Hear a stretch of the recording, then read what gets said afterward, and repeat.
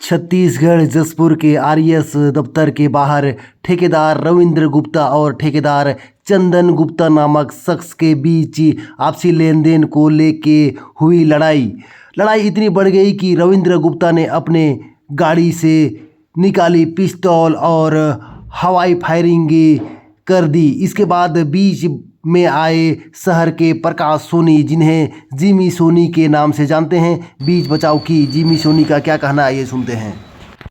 So friends, ये मामला है जसपुर जनपद पंचायत के बगल में एक ऑफिस है, आरएएस ऑफिस। आरएएस ऑफिस के पास ही ठेकेदार रविंद्र गुप्ता और ठेकेदार चंदन गुप्ता के बीच में लड़ाई हो गई और लड़ाई इतनी बढ़ गई कि रविंद्र गुप्ता ने अपने कार से पिस्तौल निकाली और फायरिंग करना चालू कर दी। जब रविंद्र गुप्ता ने फायरिंग करना चालू की तो आसपास में जितने भी लोग थे सब भाग गए, लेकिन इसी बीच में था एक जिमी सोनी नामक युवक।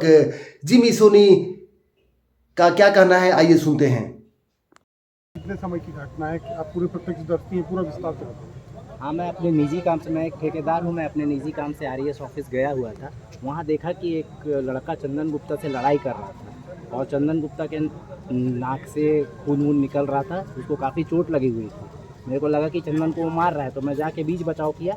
इसमें बीच बचाव में उसने, जब मैंने दोनों को छुड़ा के अलग किया तो देखा वो एक जो दुलदुला से कोई गुप्ता करके आए हुए हैं, वो अपना कार से गन निकाले, पिस्टल निकाले और आके चंदन को मारने का कोशिश किए। और उसी बीच में मैं बीच में था तो मैंने उसको गन को हटाया, अपने हाथ से पकड़ा उसको, फिर उसको गाड़ी के पास जाके सुला दिया ताकि वो गोली वोली किसी को ना लगे। एक गोली उसने फायर भी किया और एक गोली उसने लोड कर लिया था गन पे। तो आपको डर लग रहा था? डर तो ऐसा नहीं लगा। मैं देखिए कांग्रेस का कार्यकर्ता हूँ और हमारे राहुल गांधी बोलते हैं डरो मत, तो निडर होकर मैंने उसका सामना किया। ये जिमी सोनी ने कहा कि मैं कांग्रेस का कार्यकर्ता हूं, मैं राहुल गांधी का भक्त हूं और राहुल गांधी जी बोलते हैं कि डर का सामना करो, डर से डरो मत।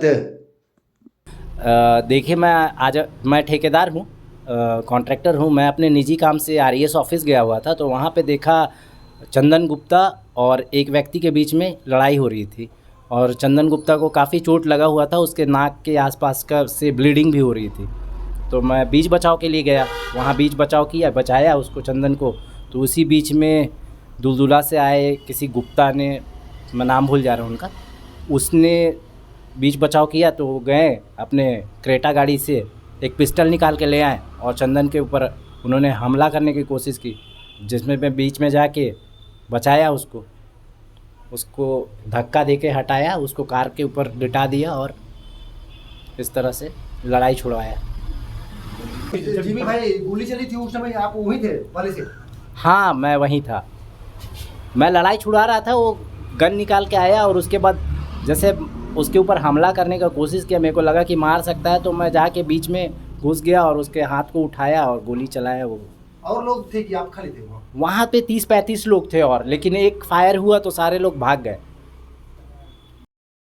आज 30-35 लोग थे, गोली चली तो आपको भय नहीं लगा क्या? भय तो नहीं लगा। देखिए, मैं कांग्रेस का कार्यकर्ता हूं और राहुल गांधी जी बोलते हैं डरो मत, तो मैं निडर होकर सामना किया और मुझे खुशी है कि मैं एक अपने जसपुर के भाई का जान बचा पाया। हो सकता है उसको चोट लग सकता था, गंभीर घायल हो सकता था। ये खबर जैसे ही शहर वासियों को मिली, खबर आग की तरह शहर में फैल गई और शाम का सिटी कोतवाली का माहौल दिखाता हूँ। ये है ठेकेदार चंदन गुप्ता सिटी कोतवाली के अंदर जाते हुए।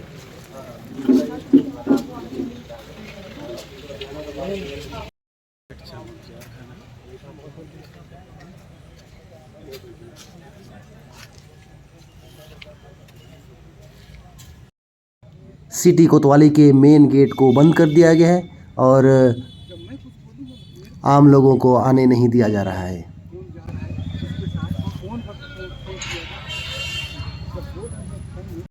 अभी सिटी कोतवाली के अंदर भी लाइट गोल हो गई है। आप देख सकते हैं पूरी लाइट यहाँ पे गोल हो गई है। चंदन गुप्ता को इसी बोलेरो गाड़ी से सिटी कोतवाली के बाहर ले जाते हुए।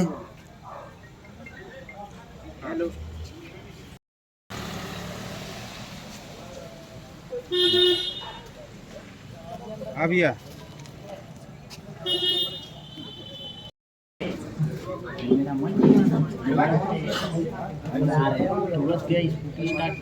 रविंद्र गुप्ता को इसी गाड़ी से ले जाया जा रहा है।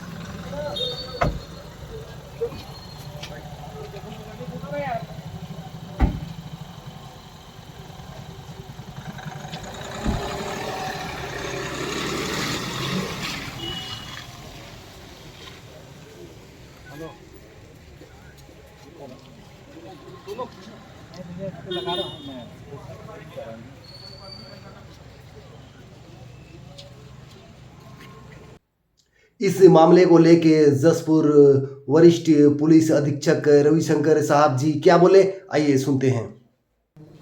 सर आज क्या घटना हुई और इसमें क्या कार्रवाई की जाए? जशपुर जिले में आरईएस कार्यालय के परिसर के अंदर दो ठेकेदार रविंद्र गुप्ता और चंदन गुप्ता को आपसी पैसे के लेन देन को लेकर विवाद हुआ। दोनों में आपस में मारपीट हुई और उसमें से एक रविंद्र गुप्ता ने अपने लाइसेंसी पिस्टल से एक हवाई फायर किया है।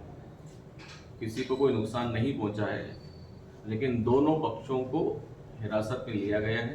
दोनों का मेडिकल मुलायजा करा रहे हैं और नियमानुसार आगे कानूनी कार्रवाई की जाएगी। सर आर्म्स एक्ट का भी मामला बनता है?